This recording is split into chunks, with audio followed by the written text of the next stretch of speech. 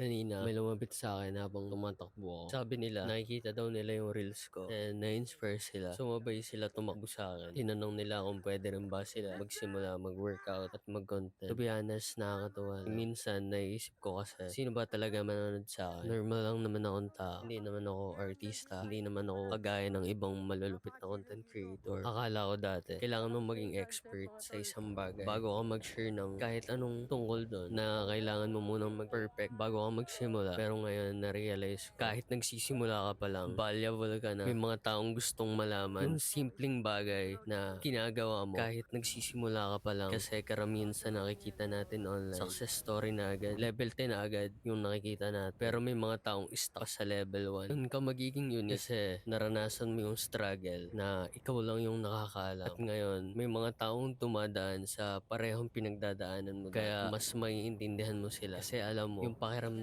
na mas sa level 1. Kung kaya mong tulungan yung isang tao to take that first step, mag-workout, dumiskarte, matutong kumita ng pera, may nabago ka na sa buhay nila. And para sa akin, doon nagiging worth it yung content. Kaya minsan, kung nararamdaman mo hindi ka capable, you are already more capable than you think.